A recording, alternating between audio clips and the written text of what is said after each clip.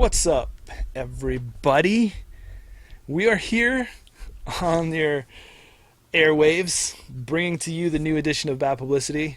I got Corey and who is that? Is that Null? Whistleblower in the building. Whistleblower in the building. What? I wish I had the air horn sound effects. I'm gonna have to get it. You made it. We gotta make that happen. I can't wait. The reggae horn, the air horn. Yeah. Or some like real, for our European friends, those soccer vuvuzelas from the World Cups. So guys, 2 out of the 3 of us have done their nationals already. Yes. So how did it go? I made it a day 2. Yeah, Almost made it day 2. Dude, I don't know how I made it a day 2, but I made it to day 2. I ended up 23rd out of 221, so that's pretty good. I'll take it. Yeah. That's really good. That's amazing, actually. Yeah. I ended up 20 spaces below Corey. Yeah. So I ended up 43rd out of the 221, which I'm also kind of satisfied with. You didn't have to throw numbers out there. You could have left people ambiguous. You could have just said, Nah, man. They can look it up online. They'll see it. Yeah, they'll know. Yeah. It's not a secret. Yeah. But it was cool. Had a lot of good games. It was fun playing Pilana before Rumor Mill came out. So it was fun while it lasted. It was a good time. Yeah, I still have to feel the full burn that card is going to bring. It's going to nullify a lot of strategies. Yeah, for sure. it's good. For sure. It's good. First, careful. Don't go making hasty first impressions. That's right? true. No, That's true. This is a living card game. Things Yeah. change all the time. Don't tell me a card is good now. Let the public know immediately how good that card is. Yeah, Jeez. you're right. Maybe no one will play it, right? Yeah. You know, Yeah, you sure. should probably just don't even put Rumor Mill in your deck. It's probably bad. It's a wasted deck my slot. God. A whole wasted deck slot. Ugh. Yeah. Meanwhile, I'll just So keep with- resing my Caprice. Were the Jackson. predictions pretty much on point? No. Way no. off, eh? I don't. I would be interested to pull out the breakdown. I mean, there was. I feel like, of course, like MBN was still like the most represented on the corp side. Yeah, I feel But- like when I was doing my channeling, and I was Yeah. channeling my winning decks, I got crossed with the UK nationals, Yeah. and that's why, Yeah. yeah. But I felt like Jinteki just edged out HB. I think Jinteki did take the second most because I remember there was like a crap ton of Pilana. Yeah. And there's still a good bit of Wayland, even though I don't think it quite met up with the HB, but there was still a lot. So it was a pretty good mix. Runners looks like Was there one guy playing Adam? there was. Boom! a guy There was playing Adam. Boom! Nailed it. Was there exactly Nailed one? it. There might have been 2. I know Okay. all the One minor guy runners was a and backup stuff. though, just in case the first guy didn't. Yeah, I know there was an Apex Breakdown. because one of my friends who traveled up played Apex, and then there was a couple Sunny decks. So it was actually pretty funny because I think he played against like some CTM, and Apex Apocalypse was actually pretty good versus that deck. That was pretty hilarious. That's what they say, right? Yeah. But surprising, he didn't make it that far on day 1. Any whistleblowing going on there, Hollis? So, I mean, there was a null that made day 2, and that was Cavis played null. Yep. He threw my prediction in the trash. Yeah. Just in the trash. Because he played null, and I think he stayed with NEH, or did he play CTM? I think he played NEH. I think he did play NEH, but there's a possibility he played NEH kill. I'll need to confirm with Zach on his actual list. Yeah, But I think he did play NEH kill, as did I. My prediction gone. Just trashed it. Man, we also saw CT, right? That was nuts. Noah's Yeah. CT, like the whole Well- Root Boys CT deck is crazy, right? Yeah, I played against there was a really cool guy I played against, and I can't remember his name, and I'm sorry. But he was a lot of fun to play against. But he was playing like that snitch theory type deck, and it was really cool. It was good. I mean, pretty much side games is what it came down to in our matchup. But it was awesome. It was cool watching that deck work. But it was cool seeing like a few of them on the same deck and playing it, and it did really well for him. Jameson, have you seen this deck? By the way, have you seen it? I've It's taken nuts. a peek. I've taken a peek at it. Yeah. It's nuts. Like you Yeah. can't beat it. You pretty much can't beat it late game. Like it's just nuts. Like Yeah. if they make it to late game, it's over. Like you just can't do anything.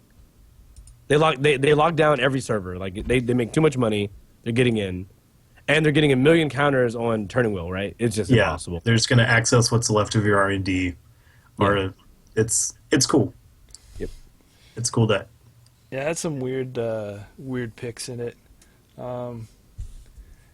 You know, anytime I see the return of feedback filter, it just, ugh, Yeah. really gets me. But it's funny though because like a kill deck won, so Yeah. Yeah.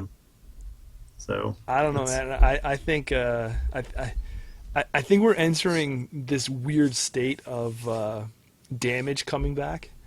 I agree.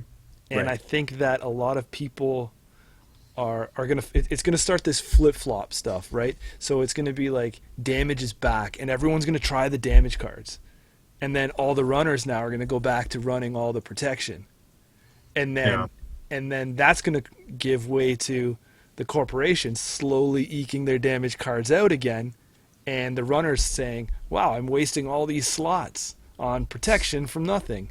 It's like that old school way of Netrunner that we had, so many cycles ago there. back in my Throwback, day. Yeah, but that back then it was just like, do I include Plascrete or do I not include Plascrete? Yeah, right? that was like the decision, right? Yeah, that was to crete or not to crete. yeah. I don't know. And then Well, as we go through some of these IDs, we'll kind of bring up these points. Hopefully. Yeah, which I guess will bring us to the topic of tonight's episode, right?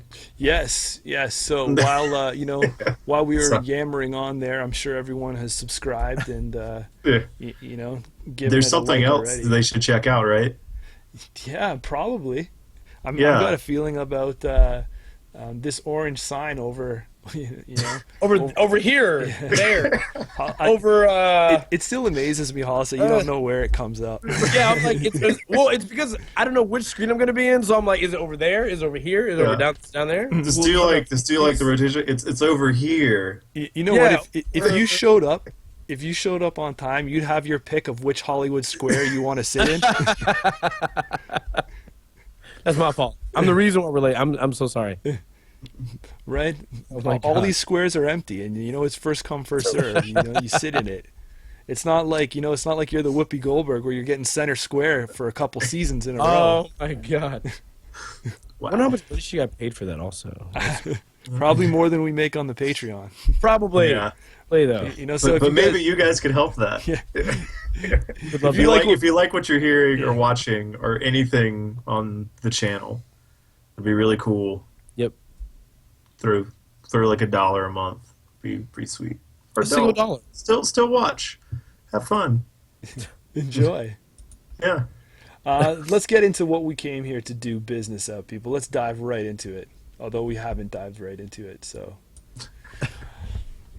Starting So what is the episode about tonight? corporations from the Flashpoint. Awesome. First up, we're going to talk about controlling the message, because this is the first one that they fed us right off the bat. This was this is a beast. Yeah. And it definitely had an impact and still is having an impact on the meta right now. I don't It's being- I don't like playing against it. You know? No. I love As- playing. I felt like the advice that I was given is when you see a CTM deck, the first question you ask is how many cards they're running. Yep. And it lets you know whether they're trying to do a like rush, like kill style build or something like that, or they're trying to do the crazy like tag choke, like super like high, like the very high variance build, but they So- can get to some of those like biolock esque.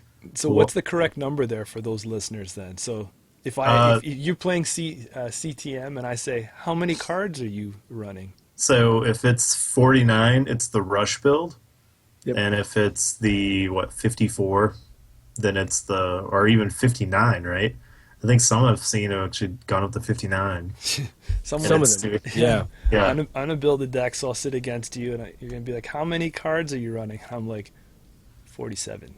Be like, what? What's going on? 44. I'm running 44 Yeah. cards. Yeah. That's already easy. illegal. That's an illegal deck. Good game.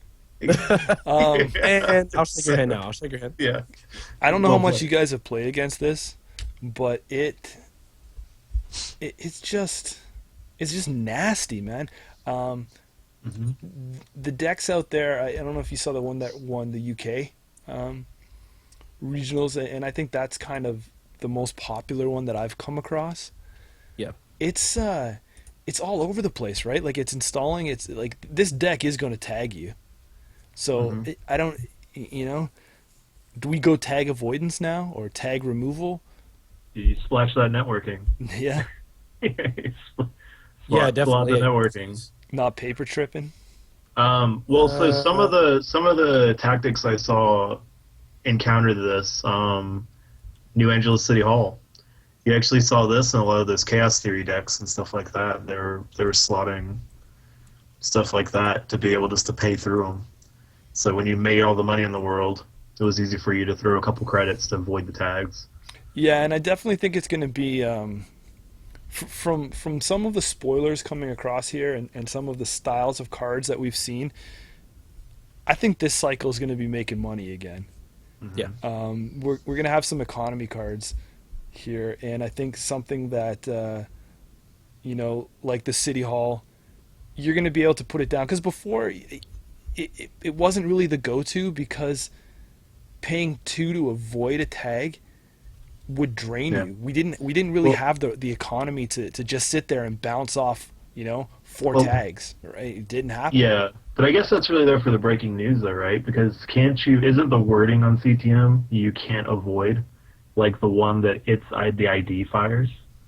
Yeah, but I was meaning Yeah. like the other stuff that's coming in that. Gotcha. Right, Gotcha. not just the ID ability, but I was like the deck Hard hitting itself. news. Yeah. The deck itself is just I just want to tag you, right? Hmm. Like, and once it's there, you're just gonna get tagged and tagged, because there comes a point where you're just like, forget it, I got to take tags, and then Yeah, by that absolutely. time, then they're psychographicsing out a Beal, and you're just like, oh well, good game. GG. Yeah. GG. Yeah. Well played, sir. Well played. So yeah, this one has become so strange because the assets in it, they're unprotecting it. It's regular stuff like pad, the actors union or whatever. Even Jackson and the red herrings and crap like that we're seeing pop up. So you're bound to again fight the trace. So what kind of answers are you guys looking here? Like, are we as runners going to have to go back to cramming some double link in there at least, or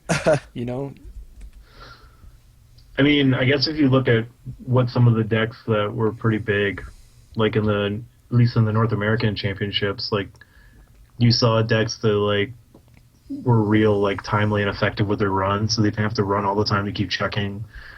Decks like Nexus Kate that was like jacking their link up so high they didn't care you're running that trace on them every turn. Just because their link was insane, it was costing you money to have to do it. And then some of that anti-tag tech. And this is interesting because you made the comment about like, do they plan for damage coming as more of these IDs come down the road, or do tag prevention? I guess you kind of have to do both now. Yep. Because NBN has gotten so good at landing tags on you. Yeah. And then, of course, some of those cards are also going to be good in like Wayland for them to be able to throw tags down on you, and they bring the tags and the damage. It's interesting. Like, I feel like a lot of runners are going to have to play with prevention cards on both sides of the fence, or you're just taking the gamble that like you don't see that faction's ID flip across you whenever you're playing an event. But what's the safe bet right now? Is it better to avoid the tag or protect for the damage? So, well, I think it's like, I think you have multiple options. I think that a lot of people, especially if I look at like the way the meta was at Gen Con, you basically had two different, for the most part, you had two different like, goodness gracious, like rules of thumb as far as like how people thought you should handle a heavy tag storm meta that especially, you know, emerged because of cards like CTM and more importantly, hard-hitting news, which you can basically expect in the CTM deck, right?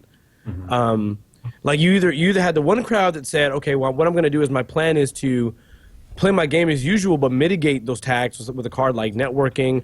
I personally didn't see paper tripping, but the idea was, you know, networking or maybe extra link for like Nexus Kate. And then you had another crowd that said, I'm just going to siphon, take all the tags anyway, so the tags are kind of irrelevant. I abuse them and use them for like to help my economy, and then do something like DLR or Keyhole, where I can make the most use out of those credits in a very quick burst and as efficiently as possible. So it really just depends on really your preferred method of handling it in the current meta. Dan, people like Dan DiArgenio, you know, Zach did really well with the Keyhole deck. Actually, I think he did well with it was Keyhole. I did pretty decently with the Keyhole deck. Corey, were you running Keyhole or no? No, medium. No. Was medium. Yeah, you do medium. I mean, there were I saw a lot of Val, and I saw a lot of Val, a lot of Wizard, that, you know, and Max that basically took the reins of basically siphoning and keyholding or DLRing, and those decks appeared to do fairly well. So I think those work really well in general. And I feel like decks that kind of avoid tags because they have a lot of link and just a good economy engine also just fine. I think you do have to kind of pick your poison.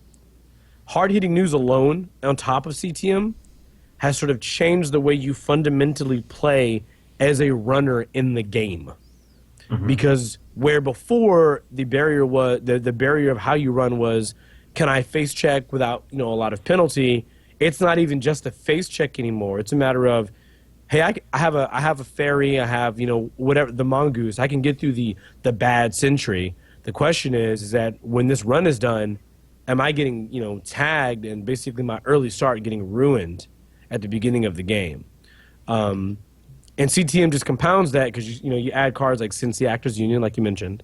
You add cards like San, where those are very much high priority trash cards. They're must trashes in most cases, but you're getting an additional tax that's pretty rough. So, I mean, those are two great options, right? You just basically siphon spam and heavy link with a great economy package. And then there's a secret tech that we learned just recently, right? The secret Anarch tech? The secret Anarch special rule tech? You lost me.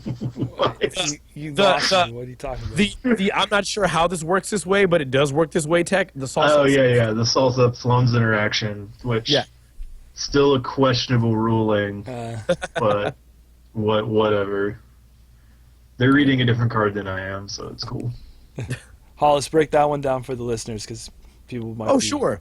Yeah, sorry. So Salsa Slums, and again, I'm horrible at remembering card text. Salsa Slums says the first time you trash a card during your turn as the runner, or sorry, the first time you pay the trash cost of a card with the trash cost, you may instead remove that card from the game instead of just trashing it and putting it in your opponent's discard pile. Now, or heap or whatever you want to call it, archives. Now, the positive is that by using Salsa Slums, it means that it because it's the actual first time you trash a card, it normally would trigger controlling the message's ability. However, because you're actually removing it from the game instead of putting it in archives, it does not trigger the ability. Instead, removes it from the game, so CTM, controlling the message, doesn't happen. The additional benefit... Oh, you got me? No, you got it. You're good. Oh, keep it rolling. The additional benefit is because now that you've effectively trashed, but also not trashed, a card, means that the second, third, and fourth card, if you trash a second and third and fourth card on that turn, will not trigger controlling the messages ability because you're past the first trash window. You've already taken the effect and removed a card from the game. It's now the second, third, and fourth card trashed. So basically, Salsa Slums can blank the ability that controlling the message gets. That's basically. Which is weird because to me it still doesn't make sense because you're not technically trashing the card. Instead of trashing the card, you're removing it from the game. Right. So I don't understand how that fulfills the first time you trash a card Yeah. from the ID. Yeah. But what do I know? It's cool. I don't play CTM, and I didn't run Salsa Slums. So you know what's weird too is that the all-seeing eye just takes care of that stuff. right. Yeah, just get rid of the slums. It's fine. No, but that is a weird interaction and a weird official ruling there. Then Yeah. Right. It is but- interesting for sure. Maybe it'll get reversed when they think about it more, but probably not. Who knows? Who knows what'll happen? what I think is really cool to see with this ID is that cards that have been around for a while are now becoming more dangerous than ever. Like there was some dangerous cards out there, but it was like it was so hard to drop tags. And like Hollis mentioned before, with this new NBN stuff, NBN has the ability just to make it rain tags on people. Yeah. I've played games where I'm have them sitting on like anywhere between 11 and 15 tags, and I'm not even trying to tag them. Yeah. And all I'm doing is like, I've got my psychographics in hand, and I'm like, draw, making money, and here's my Beal, boom, bam, hey, good game. Yeah. Right? So it's like all of a sudden Project Beal has become this new, game stealer with psychographics, ridiculous. And one of the most powerful cards now also is, I think, closed accounts. Yeah. Because, like we said, everyone's making money, and closed accounts is something that's been around pretty much since core, and not Yes, pretty yeah. much. It is in the core set, but it just kind of fell out of favor. Mm-hmm. Now people are throwing at least two of them in one of these controlling the message decks. Well, especially because you're seeing a lot of them play with what's the HB recursion clone suffrage, right? So you can like closed accounts, and then the runner's like, then you're like clone suffrage. I'll pull back closed accounts. I'll close again, and you just keep draining all the money away from the runner. So it's like you can't get rid of these tags because you never have any money to remove it, and you can never get into my stuff or trash it because I'm never letting you have any money now since you took all those tags. Yep. So, is this fun? Is this fun for you? Are you having a good time? Right. So so looking like on top of that, right? You have the new fun way of, even though it's been most wanted listing, including 3 breaking news, putting out a global food initiative, letting them take it, and then score my breaking news. I'm just going to exchange information, right? Like, Yeah. I'm just like, oh my god, like all this damaging tag stuff is just ridiculous now. Yeah, it's making tags. It's one of those. Yeah, it's annoying, but it's making tags matter more than they ever have. For sure. And I think there's aspects of this game that have become forgotten about, that are now becoming more and more focused. And you really, I don't know if you're going to be able to build a deck to counter everything. I don't know if the runner is going to have a perfect set or suite or a tight enough build to cover their asses. It's going to be total meta calls. Is the flavor of the week. And who knows what else may come in Flashpoint? Yeah. I wanted to be Maybe- clear. Maybe there'll be some cool cards for that. I'm sure. I am waiting for the Holy Grail. I'm waiting for that Wayland player who is playing hostile takeover, and they're playing government takeover. And I'm waiting for that moment where they run hard-hitting news, they score their hostile, and they go, well, I guess since I have so much money, I guess I'll just like hard-hitting you, and next turn take my government takeover back. No. And I- Hope you and I- don't and I'm find waiting- another agenda. and that- while yeah. you're waiting. Like, please don't find one. Please, like, I don't know. Like, I feel like the power. Maui Chris mentioned. I apologize if I said your name wrong. Maui Chris mentioned in our chat, like, the power level's been increased, and the cards like exchange of information, cards like hard hitting news, NCTM, tags, as Corey said, are more important than they have ever been. So, and this almost harkens me back to 2 years ago. If you remember 2 years ago, remember when we were seeing those like NBN making news celebrity gift decks that were all in on the psychographics plan with the data raven in front of a Sansan? And guess what someone like Joshua Wilson played to make it in the top 8, right? He played Sync with hard hitting news, with celebrity gift, and data raven. Like, it was basically like, I looked at that deck and I was like, this is a deck that's 2 years old. Like, it's 2 years old, and the only thing that changed is that it became easier and more aggressive a more aggressive strat to tag the runner this way. The support is there again to where this is a better deck. I'm excited. I don't know. I really like CTM, and I think that in general, I think that power level is pretty stern. God dang, it's pretty stern. You know what? And I think that I'm not really going to do it, but hats off to the playtest team, even though I do have a hat on to take it off. Hats off to them, and and the designers behind this.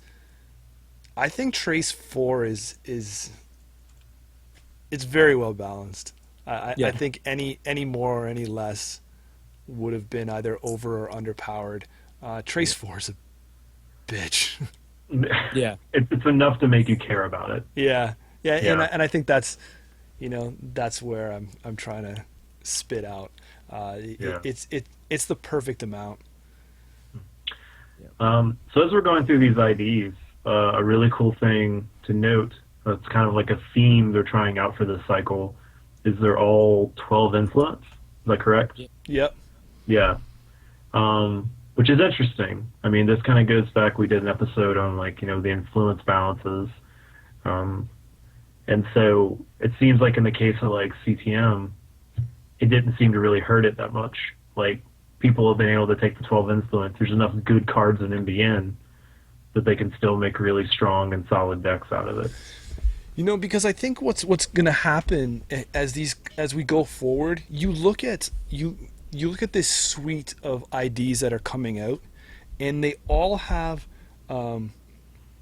really strong and really kind of laser focused abilities that accelerate the power curve or their piece of pie in a said faction.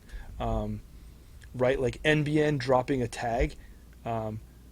This is a really great way to actually do that, and NBN has enough in there now to be dangerous with tagging.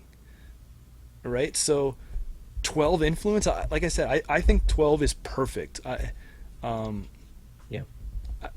I don't think that there's a problem with it right now, with being 12. I think there was before, when Creation and Control came out with Next Design. I think it was really hard to actually, was Next Design 12 or was it 10? Hollis, you're usually Next Design? You're usually Next Design was 12. Okay. I had a really hard time getting that to pulling in what you needed, because HB wasn't fully flushed out like we are now. I don't think there's any reason now for people to have problems with 12 influence. I think Cool. that sits perfectly. It's just a case of like, if the ID ability is balanced enough, right? It's fine to have less influence. I think we were saying, when we look back, Next Design didn't have a great ID ability, so 12 was way worse Correct. comparatively. Yeah, because it could potentially do nothing. Right. You could Right. potentially have like an opening hand where it's like, oh, cool, this is garbage, and now I get to play with a non-ID for the rest of the game. Yep. Oh. So controlling the message, we probably got the most to say about it because it is the most. We've been there, guys. Yeah. We've played against it. It's, Right. So some of these other ones, we haven't quite flushed out yet, and to be honest with you, are not available yet. So yeah. looking at the next one that most of you will probably have because you've picked up the newest data pack is the new Wayland, Builder of Nations. Sounds pretty hefty. 4012. This is a Wayland that is at 40. The first time the runner encounters a piece of ice with at least one advancement token on it each turn, do 1 meat damage. Jeez. This is, something like NBN, something that Wayland does really well, which is the meat damage. They're known for. But it's also, I also think it's nice because this accelerates something that has been knocked over the years, and that's, now they're advanceable ice, right? So bring that back. What do you guys think about advanceable ice and this meat damage stuff? I mean, obviously, this is just theoretical because we don't know what's coming. So don't hold us, cold turkey to this. But, I mean, this could even be a sign that more advanceable ice could be on the way. Hopefully. Right. What someone made like the joke about, this is the ID for Pad Factory, and you just Pad Factory every piece of ice you have, and you just keep putting advancements on stuff, so it doesn't matter if it's advanceable or not. You just like Pad Factory, put advance the counter on this, put it on this, Okay. and you're just like, cool, now I can trigger my ID ability anywhere. It was pretty funny.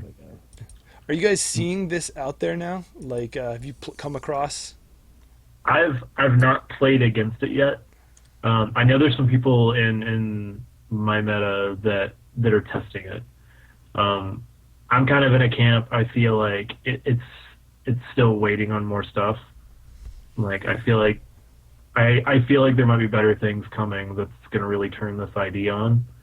But it seems to be an interesting way to play a nice aggressive rush Wayland deck.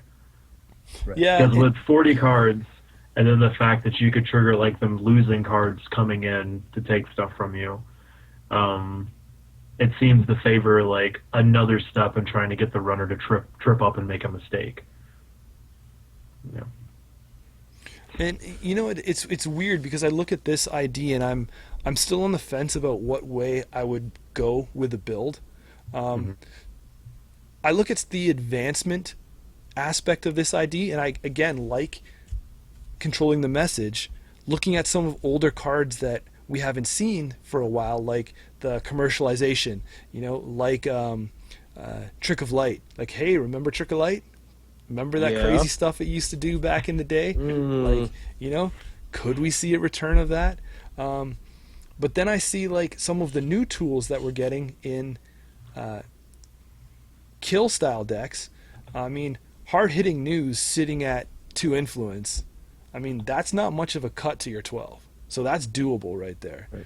I mean, another fun card that has not really seen the play because it's in Wayland is Housekeeping. And I think Housekeeping is like such a crazy card.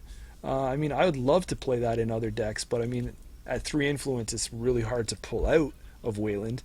But I mean, since it's in faction, throwing a 1 of in is not hurting me. So I just think there's going to be these fun ways to build this deck. I mean, also Wayland also has all that kill already built in, so your traffic accidents, scorched earths, and fun stuff like that. But and I think seeing a lot of the effects and cards that they're teasing, or they've already leaked for Wayland. Oh, boom and things like that. It's going to be ridiculous. Like, there's going to be some nasty tricks I think people are going to be able to build out of this ID. That's going to make it unpleasant. What's your sports hopper gonna do for you now, right? Like, boom, Yeah. you know, like Yeah. Yeah. Boom is serious business. That's a card to respect.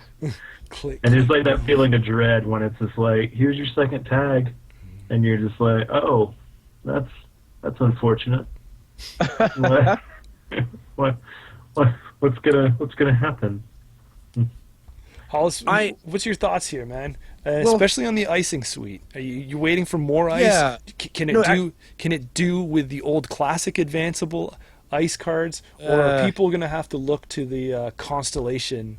You know, I will tell you, it still doesn't make what was their vote for like the worst ice across all? woodcutter. Was it Wendigo or the like the one that can change as it advances? Oh, It wasn't- the Lycan? morphing ones. like it, yeah, that's it. Lycan, Yeah. aka the worst. Oh my god. yeah, still not worth. Jeez. Still not worth. So that was actually what I was going to jump in on. Like, I feel like we've seen the spoiler for Mausolus that comes out. I think it's pack 4 or pack 5. Pack 5. Yeah. It's card number. I think I was just looking at a spoiler. Actually, that's when my head was tilted. It's card number 97, or 96. And Mausolus is basically it has a base effect that is it's just okay. Like, it's not amazing. It's super good, however, like for its advanced option. It goes from like gaining 1 to gaining 3, from doing 1 net damage to 3 net damage. That's right, net damage in Wayland. Nuts, right? And going from giving the runner 1 tag to doing a tag and in the run. Did they and I spoil think- what type of ice that is? It's a code gate. It's a 4-cost, 5-strength code gate. Woof. In Woo! Wayland. In Wayland. Now, granted, it's more expensive than that because you have to make it truly amazing, right? You want the advancement tokens on it. But even with that, if the barrier that's coming out, if the sentry that's coming out, or the sentry, excuse me, if the no, it's right, if the sentry ice is coming out, and it's all gonna be that kind of like advancement option where it's get 3 advancement tokens on it, it becomes a super great piece of ice instead of an average one. I can definitely see how this Wayland ID gets a little stronger because all of a sudden cards that people have played with before and other deck archetypes begin to look a lot more attractive. Cards like Shipment from Kaguya or Kaguya, whatever you want to call it. Oh, good call. Yeah, or cards like Where'd you pull that one out of? Holy smokes! It's core. I have to get but that card out. Yeah, sure. Blow the dust off of it real quick. like Shimmer from Kaguya is so interesting because it's 0. Like the issue with advanceable ice has always been that you're investing clicks and credits into it. So if you look at like that Wayland ID that gives you the free credit, well, but you're still using the click though, which is the problem. So the saving the 1 credit on like a very niche like ability is not fantastic. Whereas I think this current approach with the way these advanceable ice work definitely give the ice a lot more strength. They come out and they're average. That when you see those ice, they're average to below average. When you advance them, they're good. They're straight up good. And I think that's what we want. I think they've always kind of tried to make advanceable ice that was like that, whereas you advance them, they got good, but the runner had so many great answers. For example, you can't really advance Ice Wall to be a 7 strength when you know that like David exists, right? Like, that's not really a great idea. And so having ice like this that has multiple subs, gets 3 advancements on it, and all the advancements are very high impact, like you don't ever want to suffer them, are fantastic. I think that taking the 1 net damage is very small comparatively because it's only the first time. But the reason why that is so important is because when you run a Plascrete, right? The idea is that you're protecting against a burst like level of damage. The same deal when it comes to Sports Hopper. The idea is that if your opponent goes, Sea Source or hard-hitting news into like a traffic accident or whatever the case was, you want to be able to say, in between your clicks, let me draw 3 or just prevent a large portion of meat damage. Whittling you down is annoying, and especially when we have this very harsh, high-impact ice that has 3 subs. Even if you Fem it, even if you David it, it's gonna eat up David counters. It's gonna cost you money, and you still. Didn't someone state there on Reddit? I'm not sure if this is accurate, but bypassing it doesn't technically mean you don't take the meat, right? Is that what someone stated? Because technically the ice is encountered first. Am I incorrect? I don't know. I don't know. If someone in chat knows. If someone in chat knows, I saw this. I saw this, and I really hope someone like corrects me about it, because I think I saw it on Reddit. There may be a certain circumstance where I think the bypass ability or something like that doesn't prevent you from avoiding the meat damage. Yeah, or something like that. Someone will correct me.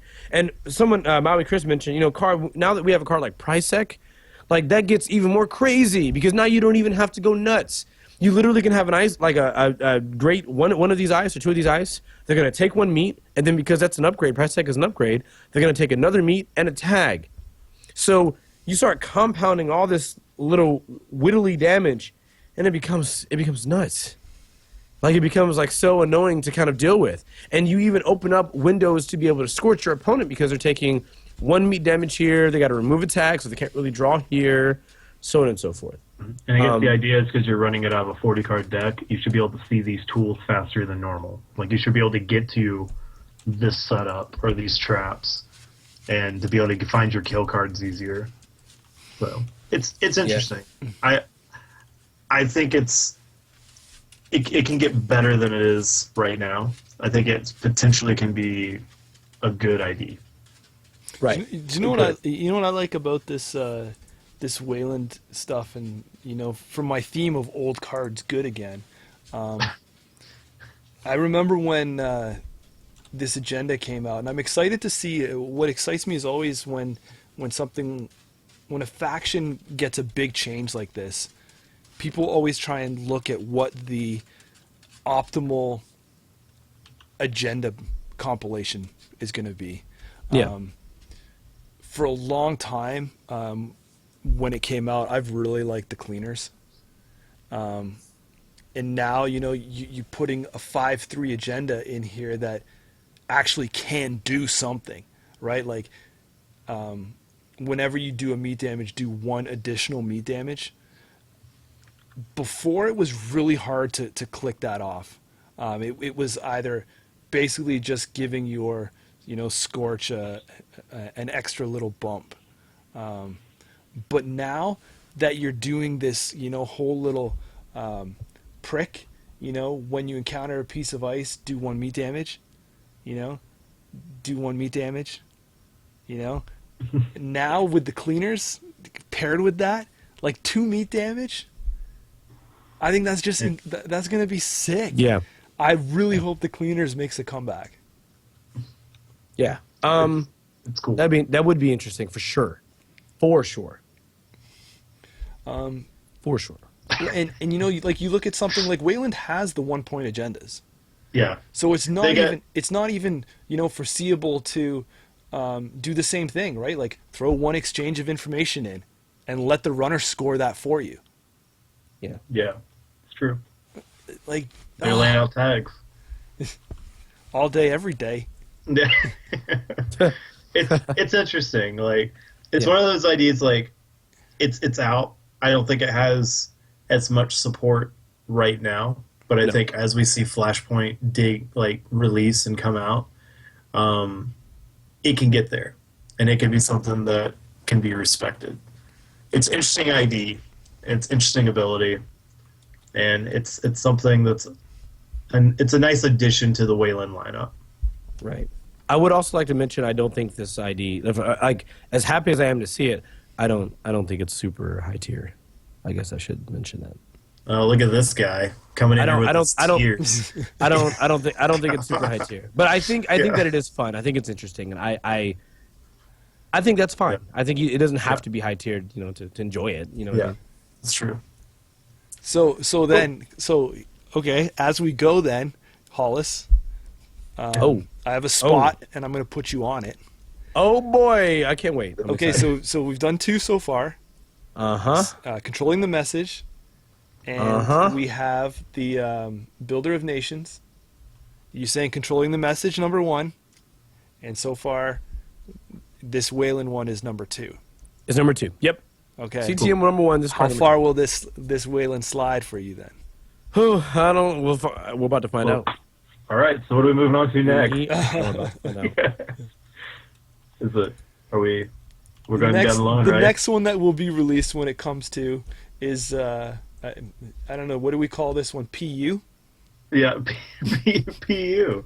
Blade tree, man. It's Blade tree. It's the Wesley Snipes tree. Snipes tree. Every time I think about Wesley Snipes, all I think about is the guy from Dexter. He's like, "Surprise, motherfucker!" That guy. Every time. Yeah, it's not even the same person, but that's what comes to mind. Is that racist? I wasn't even gonna say it, but man, is that racist? It's okay. So yeah, right. Potential Unleashed. Oh boy, this card. Oh boy. So I guess I'll take this one. So 4512. Whenever the runner takes at least 1 net damage, trash the top card of the stack. Your better nature. It's amazing. I don't know. Granted, I need to play with it. It's not out yet. But the ideas and stuff that this set can do, it's just like hyper net damage. Like, hitting a Kamine with this thing sounds absolutely terrifying. All the little like pinpricks and stuff were like a snare. Granted, that's 1 instance of 3 net damage. But if you get things, it's like 1 net, 1 net, 1 net, then you're just like mill. It's interesting. Could this be like another like a corp ID that could potentially like work on milling the runner?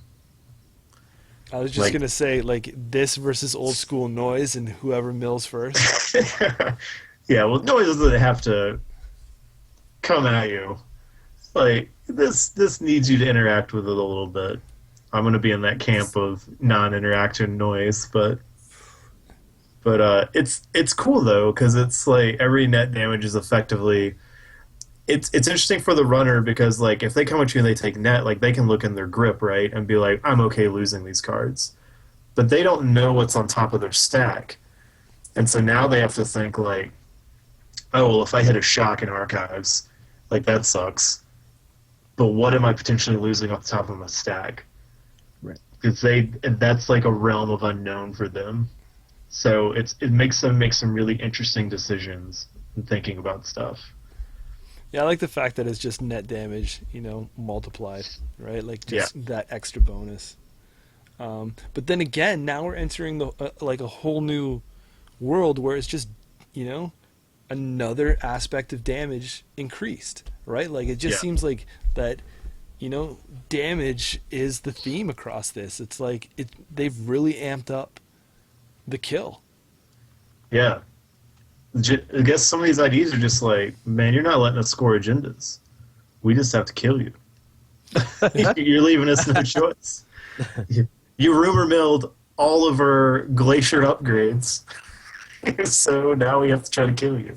So you left us no other options. What's the deal here, Hollis? What's the breakdown for PU? What the deal?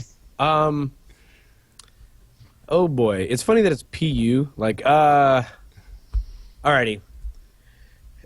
There are so many options for just like individual little, tiny bits of net damage in Jinteki. Whether it's House of Knives, Neuro EMP, Fetal AI, Komai Inu. I mean, like there's a fairly good list. And man, what I love about this is that it literally is playing into this sort of unpredictable aspect that we've never seen. We've really never seen something like this that could be potentially as impactful. I think the closest thing we've seen like this has been Salem's Hospitality, where you could just say, look, you probably have great cards. I name it. Oh, you don't have it. All right. But at least I get to see what's there, so if I do it again, I got something. This unpredictable idea that I'm trashing cards off the top of your deck is insane to me. On top of that, it has the same traps that exist in any Jinteki deck, right? Like if I Mushin Noshin a House of Knives, which I guess doesn't sound fantastic, If I Mushin Notion a House of Knives, you as the runner are going to have a very difficult decision. Do I run advanced face down cards?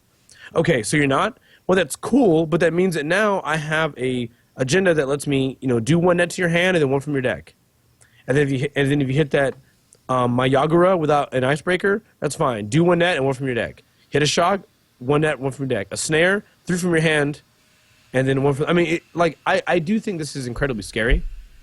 And I don't know if it's going to be a super high-tier card, but to me, it's the same issue that people always have with Jinteki, right? Like, nobody really practices against it because they're like, yeah, there's no one's really going to play this in the tournament environment. And then someone does, and they're like, well, I guess I'll just take this as a loss. In the meantime, this person is getting win after win after win because no one knows how to play against this. Like, there's not a great way to play against it and win.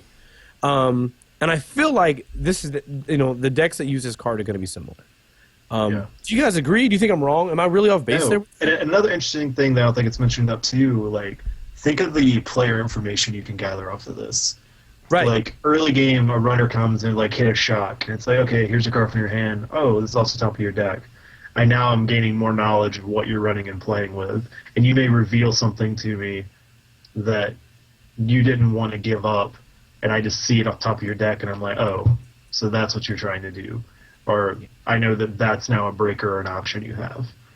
And I feel like against certain decks that don't have a lot of recursion, like, this idea could be scary for, like, criminal players, right? Yes. Because it sucks, and they don't want to have, like, their breaker they're trying to just get milled right off top of their deck, and then they're like, oh, cool. Hey, Chronos is my favorite. Yeah, and this idea makes Kronos agenda. insane too, right? Because if you like Mushin a Kronos and then like mill off some stuff or whatever, and then just like then it's all gone, like it makes early game Kronos a little bit more dangerous because you might get something that the runner doesn't plan on you having, they didn't use or put there. So. Because that discard is getting bigger, a lot quicker. Sometimes you have an early game Chronos before you kind of want to sit on it and be like, I want his pile just to build up a little more. Now you're just like, gone. Yeah, pretty much. You know what I think is when I look at a card like this ID, I think it's a very interesting aspect of how it kind of turns Jinteki a little more sideways in your strategy from playing it. Old school, Jinteki, it was Jinteki is not a top corporation. It wins when the runner makes mistakes, right? And so everyone used to be, how do you beat Jinteki? You draw up, and then you make your run. And don't run on click 4. Right. But now it's very interesting because it's like, I've seen before where people draw up and, maybe over their limit, to protect themselves a bit because of, all of the traps Jinteki can do at the start of their turn to do net damage. So you don't want to be under your hand size. Like, you don't want to run with a hand of 5, hit a snare, and then not have, like, a full turn to do up. So I've seen people overdraw. Now if they hit net damage, not only are you, doing damage to their hand, you're doing damage to their, the rest of their deck, milling it off, and then they have to discard, potentially after if they've overdrawn to protect themselves. So it's a really good point. It's as they're drawing up to protect themselves from net damage, they're also getting to their deck, getting through their deck quicker. Yep. So because you're taking from their deck, and the corp is also milling off your deck. So I think it's a very interesting angle of attack for Jinteki to be playing against, or to be playing with. Yeah, it's interesting. It's a really cool idea. I'm excited to see it like in the wild, and see people playing around with it and seeing what folks can come up with. I think it has oh no, it's in the title. I think it has a lot of potential. It's not on purpose. Yeah. Yep. You did so, it. I think that as of right now, there is a there's a decent amount of ways to do net damage. I'm really looking forward to what net damage is coming with this cycle, because if it's any indication of what Wayland gets with their damage cards, I really think that we should see a balance, that there's got to be some really good ways to drop you're already some net. seeing some earlier ones with like Chrysalis and my love, my heart, Georgia. Yeah. It came in the first pack. So it's pretty neat. Strangely that I had that right here. Oh yeah, God, I love that card. It's so good. Yeah, so like the way that she does net damage and stuff like that all over the place, right? So very, very open possibilities of what this ID can bring to the table. If the card support is dangerously enough, yeah. Cool. Hollis. So Hollis. Yeah. Yo. Where's the rankings at now? Where do we slot the new one? This is much harder to determine the power level of, only because I don't know any existing deck lists of it. So I'm actually going to rank it number 2. So Wayland takes a bump. It still beats Builder of Nations. Yeah, it still beats. I think it still beats Builder of Nations. Only because you can make because you can make a very specific deck archetype that takes advantage of this ability in a very large way. I think. Cool. There you go. And that is your opinion. And he's entitled to it. Don't hate me. Don't hate me. Haas. Cool. So we're on to our last corp ID, number 4 of Flashpoint that we know of. Are people going to be calling this the AOT? Yeah, I guess it's already got the AOT. Do you want to read this one? Architects of Tomorrow. Let's give it to Hollis. Whoa, I don't have it up yet. Oh, no. Come on. I didn't actually have it up because I was expecting everyone else to introduce the card. Hold on. If you give me literally 10 seconds. No, not even I got it for you. Good. Time is money for our people. 45-12. The first time the runner passes a rezzed piece of Bioroid ice each turn, you may res a Bioroid, lowering its res cost by 4. Ooh boy. Insane. Ooh boy. So already you would say, like, if this hits, that's a bigger return on investment than engineering the future. Yeah. Not to mention this card has some pretty sweet ass artwork for it just being a logo. Yeah. Yeah. It looks pretty BA. I love this ID. This ID seems awesome, and holy shit, it may actually be an HB ID that sees play outside of ETF on a regular basis. Wouldn't that be nuts? That'd be crazy. Yeah, you can stop referring to this faction as engineering the future. Yep. Jeez. I think that this ID does a lot of things right. I think it puts the spotlight back on Bioroid. It puts the Bioroid back into Haas-Bioroid. There you go. Is that the way to say that? Yes, it got there. I'm really excited about seeing this one. Just having all those Bioroid synergy again, doing something that's stronger together, and I mean even some ice synergy that we had with the Foundry and stuff like that. I think this beats them both hands down. Yeah.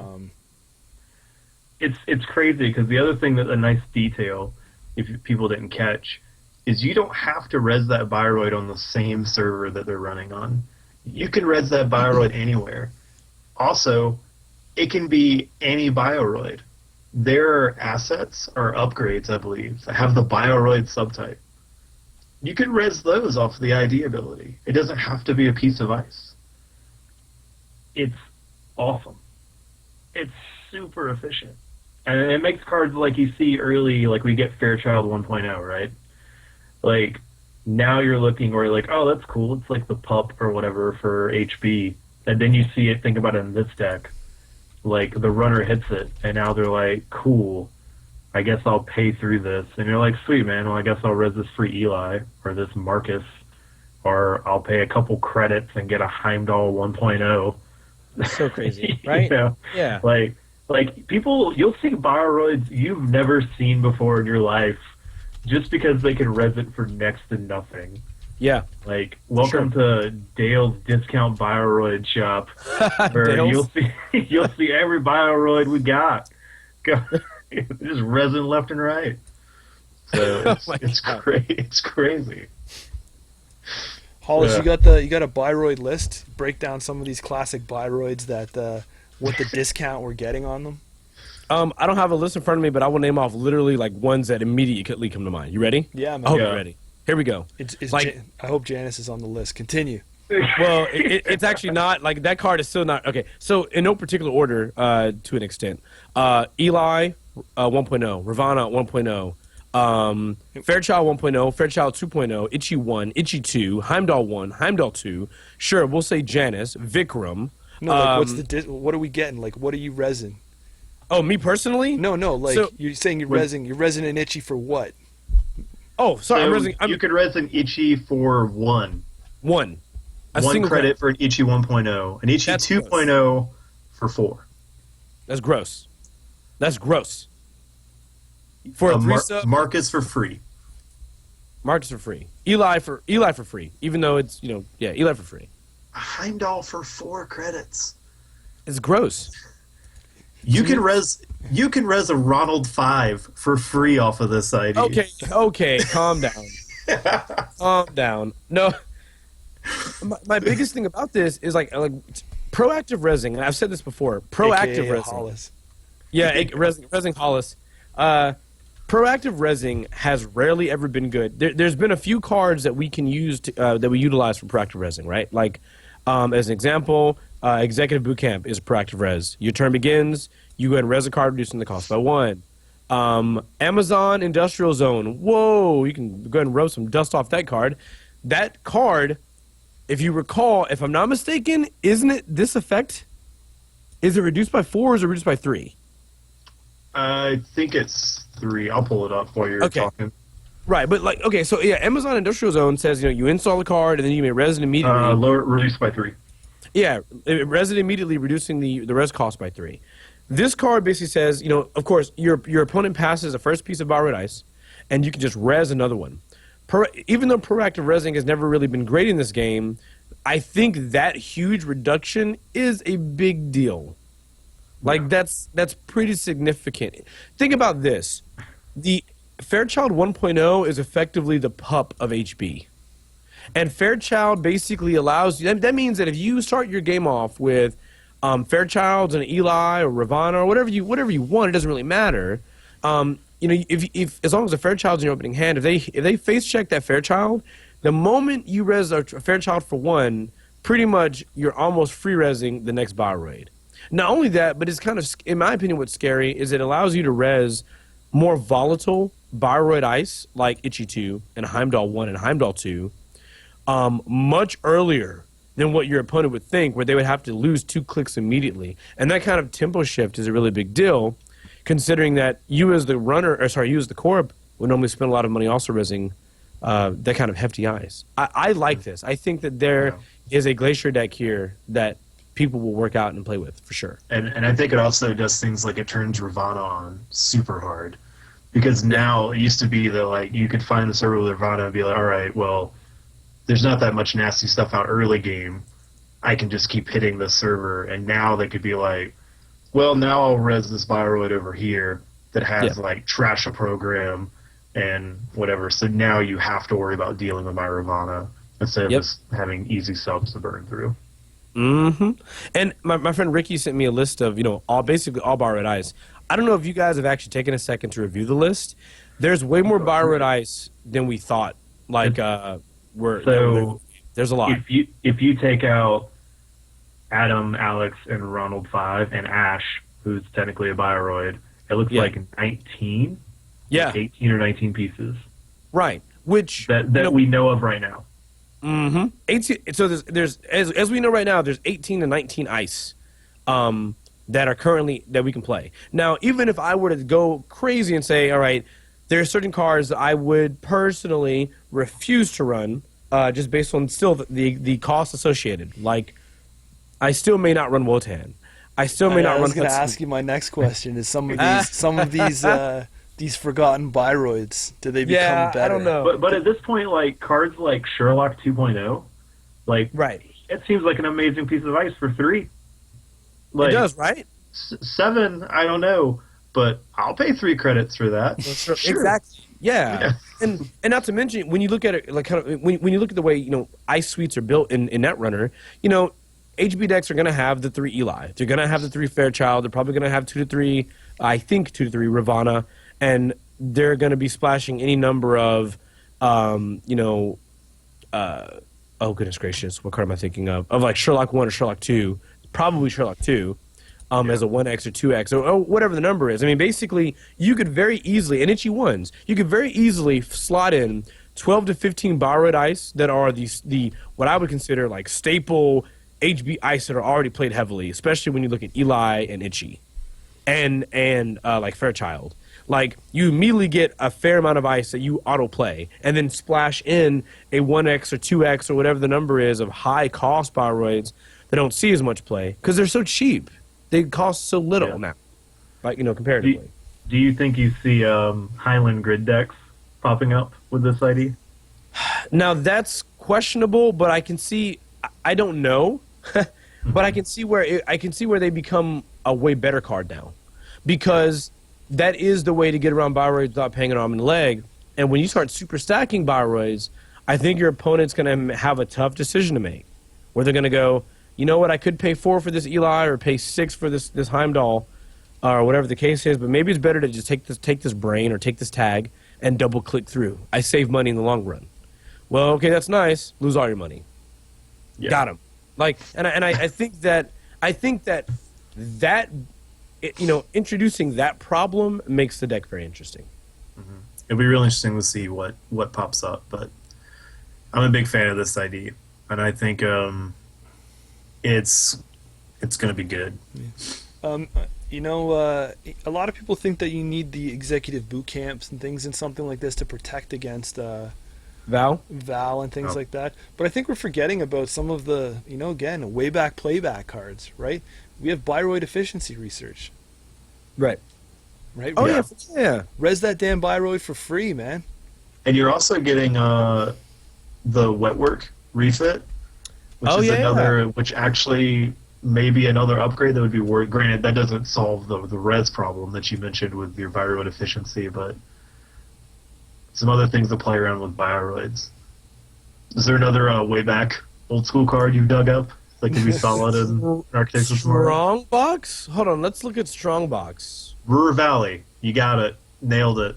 Ruhr Valley. Hold on. That goes back to me trying to build a click manipulation deck, and dude, this is its time. I don't know, man.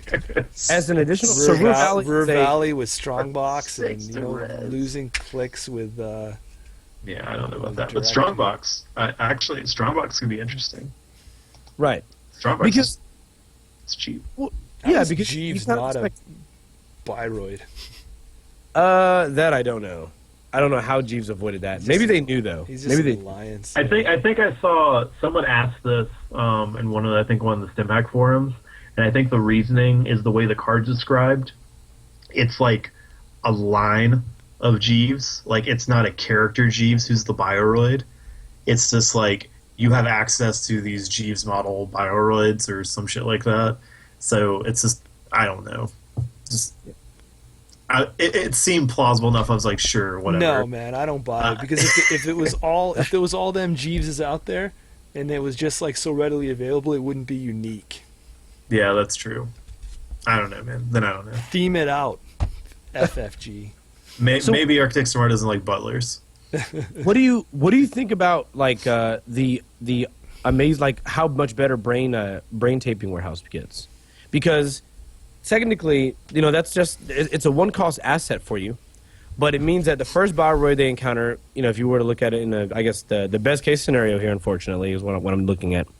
The first Bioroid they encounter, you get to a discount based on their clicks, and then you get to now reduce another Bioroid res by 4, and it still triggers brain taping, right? It's interesting because if you play a brain taping and then put a Bioroid in front of it to guard it, Right. it's Right. then it's just like, what do you do? Right. Because then it's like, I want to go get rid of this, but then I'm triggering your ID ability, And then having and this you're attitude. still getting the benefit at least Right. one really good time. Like that gets awkward, right? Like, for example, and this to me, I love this interaction. So you have Fairchild 1, which is basically pup, and then you have brain taping behind it. So they either lose 2 credits or 2 clicks. If they choose to lose 2 credits, that's fine. That's probably the better play for the runner. But you're going to get to res another Bioroid ice, reducing the cost by 4, and then since they have clicks left, it gets an additional reduction cost because of brain taping warehouse. So click 1, running that brain taping warehouse means a Bioroid is reduced by 7, right? Yeah, And And that's crazy. yeah. And then they're still paying through the Fairchild, and then paying the trash to the warehouse. Right. And like that, you got a super big free Bioroid out of it. So I guess that's a fair trade. yeah. It's pretty interesting. Yeah. Well, no. It's a cool idea. It's a really cool idea. Yeah, I'm excited for like I said, this old school play of HB to come back, right? Yeah, This- man. this- What's going on? You're resin Bioroids?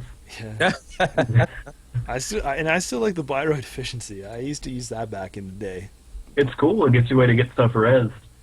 It's interesting too because it seems like if you can get like a res Bioroid, then like even like blackmail's not that great. Because if it's like your scoring server and you res a Bioroid, and then they'd be like blackmail, I'm gonna click through that Bioroid, and you're like, all right, cool, I'll res this other piece of ice right after it. Yep. Or you can't actually. Damn it, blackmail, you're so good. But I don't know. It's cool. It's a really neat idea. Hollis, Yes. give us the rank here. Oh boy. Oh man, this everyone's gonna crucify me because I'm gonna get this wrong. I'm gonna get it wrong. Don't put so much pressure on yourself, man. Just throw Yeah, it man. out. Just tell me what your heart feels. What does it feel? I feel like that. We're gonna get another Bioroid ice that's gonna blow us out. I'll make a prediction. I could be way off. Way off. I think we're gonna get another Bioroid that's gonna be even better in this cycle. I think we're gonna get one more. And I think when that's done, I think that we're going to be able to look at a list of 5 to 6 Bioroid ice that are fantastic, that are basically almost all auto includes. And if Netrunner is Netrunner, generally the best economic card is going to be the right choice. And this card is economy in droves, potentially. And I think that this will be the second best corp ID that we've seen in Spoiled thus far. I think it'll be better than Jinteki, but worse than CTM. And that's a guess. It could be flipped anyway, but So why don't you just say number 2? yeah, sorry, it's number 2 for sure. There you go. I think it's I don't number know. 2. So you still think you still think CTM is going to be the number 1 from this? Yes, Oh, yes. I think CTM is number 1. If for no other reason, but because asset spam Wizard is rotating out. We know that is happening, and so I think asset spam and so is Scrubber, if I recall correct, because Scrubber's part of what you're lies right. ahead. that's old school. So we're losing cards to help trash things.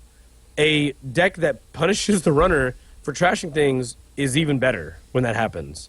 So I think that CTM is still the best. That and I mean the ability to tag the runner and then punish them for removing the tag with hard-hitting news is just disgusting. Like, I think it's not just CTM. I think it's all the support in NBN that helps make it like the best. I think It's to help you sleep a little easier at night, Hollis. Our Shaper card, Parisia. It's Yeah. in creation and control. That won't be cycled out, so you can All still right. you can still install that and trash it. Okay. there we go. We can still You take got up it, that man. MU. We can still use that You're MU there. up just to trash cards. All right. I'm excited. Hey, man, you get what you want.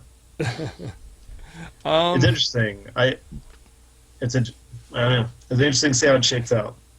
Right. I don't know. I was hoping you would go more on the fence, onto the other side, and do Hollis's bold prediction of the week, and and dethrone something there. Dethrone that CTM. I wanted you to pick one of these unreleased ones that haven't been flushed out yet. Oh boy. I think that the HB one for sure has a lot of potential. Because while a Bioroid deck seems sort of like a gimmicky sort of like concept, Netrunners, it's a pretty known fact that usually the IDs that give you some of the best like click and credit economy tend to be the best. And I think that even though you are limiting your ice option, well, that's what's funny is that like you can still run Architect in that HP deck. It doesn't stop you from running Architect, which is an amazing piece of ice. It just means that you want to focus heavily on having more Bioroids. I mean, all things You've considered. also got Corporate Troubleshooter, which is still a good card that people forget about a lot. Yeah. I mean, the thing is, if you look at HB decks right now, like if you look at an Engineering the Future deck right now, you probably see 2 to 3 Eli, 2 Itchy, and you see like 1 or 2 Ravana as a common thing with Turing and Architect. Like, you're basically at a number of 5 to 7 Bioroid ice anyway. So if we get an Eli 2, by the way, if we got an Eli 2, someone mentioned that in chat. If we got an Eli 2, that would be gross. Goodness gracious. If we got an Eli 2, if we got a Victor 3, Zed 2, like any number of Bioroid ice that that could get a potential sequel, a new version of, it would be amazing. Can Janice get a version in there too? Janice doesn't need it to. Goodness, like what would Janice 2 do? Like, at first it costs like 21 to res. oh my god, Yeah. 21 res. I would love to see it though. I think that this is a pretty good idea. Dan Spinoza, Code Marvelous, actually I saw had been playing with this, and I think he even said, hey, this ID seems to have a lot of potential as far as its testing goes. Someone is probably going to make a pretty good shell that uses this ID, and we'll see how it does. So, Hollis, CTM, controlling the message, NBN, you think from this cycle is still the strongest ID. Is there one that you like the most, though? Is there one you want to work the most? It's HP. Yeah? No question. No question. Because it's an incredibly specific like benefit for a very specific set of ice that already has like a weakness, which is that you don't actually have to pay money. I would like to see if that weakness can be mitigated, and if it can be mitigated, I think that it could be one of the best Glacier decks we've seen. Not because that it's just Glacier, it's knowing that by the runner attempting that to I guess be aggressive, you're rezzing ice, which is like just moving you very quickly to being able to rush, and I love that. If I can save money, that's fantastic to me. It also lets you make really interesting plays. Like I don't want to. This could completely be a bad call, but there's something very interesting about saying, all right, ice. My first turn is ice on remotes, or ice on essentials. Excuse me, ice on R&D HQ. My next turn is quite literally like Bioroid ice on a remote, throw an agenda down, throw an ash, or whatever the case is, like some combination, and the runner going, well, I guess I have to go get it. And as the corp, I'm like, thank you. Come get it. And it's not an agenda, and here's a free res. Here's a cheap res for me. Momentum, just constant momentum. And I get to play that game against you as corp. There is an element of Netrunner that takes advantage of those sorts of strategies from the runner, where aggression pays, in this case, the runner's aggression is paying for you to res ice. I like it. And so I like that idea. I like that concept. Corey, you got any thoughts there? No. I know you want Jinteki to be the. I do, but I'm not a big HB player, but I really like this ID, and so I'm excited to play around and do it just because I love the Bioroids option. I think it's a really cool thematic, like ice concept. Are you gonna res Adam for four less? There you go, man. It's gonna res that compulsive hacker. Let's go to town. So it seems really cool, and actually have like an ID and a faction that I don't play that much that excites me a bunch. It's neat. Like I'm really excited for this, and I want the Jinteki to be really good, and I definitely feel like it will be. But I'm also really excited for this HB to be super strong and a lot of fun. So. Just because I like to swim against the current, I'm gonna tell you that I think the HB one is gonna be the strongest. Cool. I hope so because it's freaking awesome. You know, if history has told us anything, it is that there is power in the glacier and in the taxing decks. Yeah. And I think that we definitely have a very diverse Bioroid suite for HB to utilize now.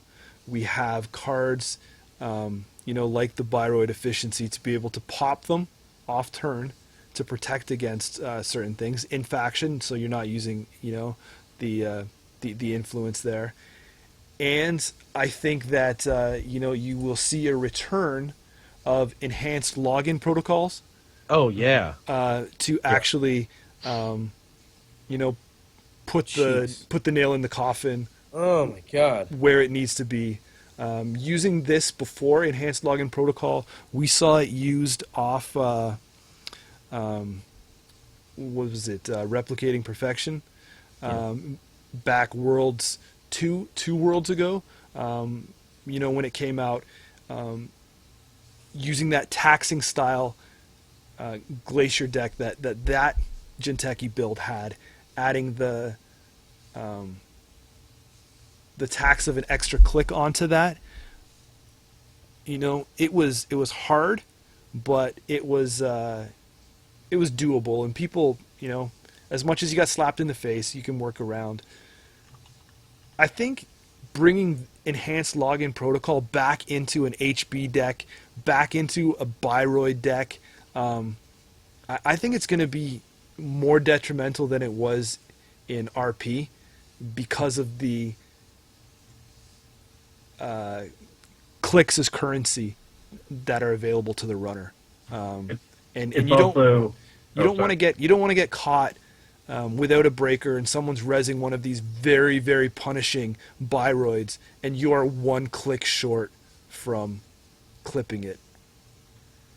Yeah. That ELP is also going to give you a way to remove employee strike, whose stock is going to go way up once these IDs come out.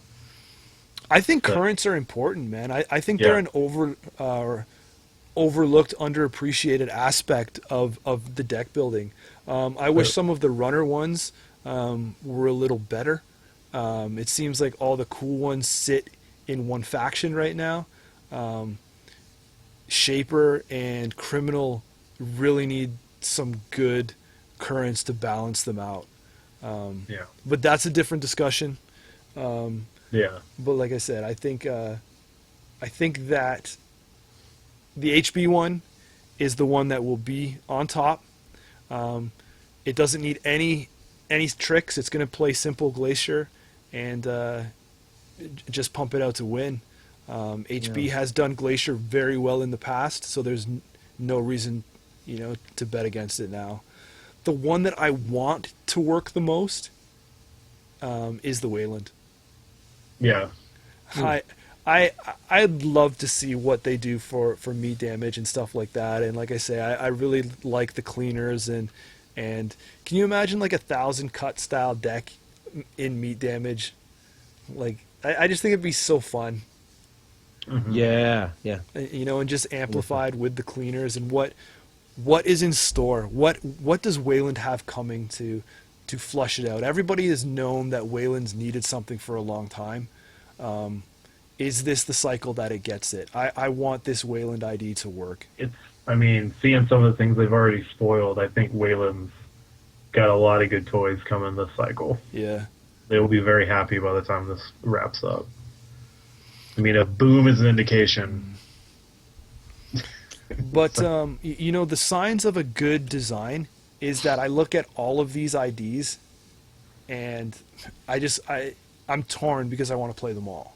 Right. I think they're all really unique and they're all really, really cool and fresh ideas and fresh takes on enhancing what a faction does well. I agree. It's really cool. So far, Flashpoint's been very impressive. Lots of cool stuff. Hollis, you got anything to take us out on? You got some real talk of the week you want to drop? Some real talk of the week. There's some shout outs, but I'm saving them from for a very specific reason, because I told them that I would. So I guess really my only true real talk is that with the kind of real talk I would give is my generalized, which is these cards are new, and I think that there's going to be a lot of great minds of Netrunner that effectively are going to put their heads together, or I guess hide away somewhere and discuss it with the small group, and basically make something amazing. We saw that at Gen Con, where we saw the Rude Boys, where the Rude Boy group, brought that Chaos Theory deck that I had never seen. For whatever reason, I just never seen it. They brought it, and it was fantastic. Never seen it. And to me, that's an example of, the sort of like deck building that occurs when people kind of think outside the box. They go against the grain, and they play something original and unique and different. I think that these IDs definitely have a certain power level that should be good enough given the fact that they have 12 influence, especially the HB one. So I'm really interested to see what players come up with to make these decks, I guess, really in the best tier they can be. I encourage everyone to experiment, even if you don't like an ID. Like, I personally don't really like the Wayland one. I'm still going to play around with it. I'm still going to check it out as more cards come out to see exactly what it's capable of. And I think everyone should do that. Challenge yourself to play something different and be better, and I guarantee it'll lead to you having you have a greater understanding of, in general, what makes a great deck and makes you a great player for sure. So just keep doing that, guys. Just keep at it, playing new, different stuff. That's it. Corey, Yeah. anything from you? No, man, he was great. He was great. Inspired. Good. No. Again, there's so many cool cards coming. There's so many things to play around with. It's awesome. And especially, I'm seeing a lot of people make some really early predictions with only like a handful of cards being spoiled. Right. And I think some of those are a little too soon. And I feel like there's still a lot of tricks and stuff that's coming with this cycle that we're going to be pretty impressed with. Like the resurgence of Adam? Oh, boy. Whoa, let's not get crazy. It just wouldn't be an episode if I didn't bring him up. I don't know. That's Resurgence Again, of I got an Adam quota to hit that I told him. Yeah. Three Yeah. times an episode. I'll always be plugging. Yeah. Oh my Yeah. god. Where's our sound effects guy? All right, guys. Thanks very much. Really appreciate everyone who listens, who hangs out with us. Amazing numbers tonight, guys, hanging out with us in the chat rooms. Very, very active chat. Love it. Keep it up. We're all going to catch you later. For sure. Thanks again, guys. Have a good night, everybody.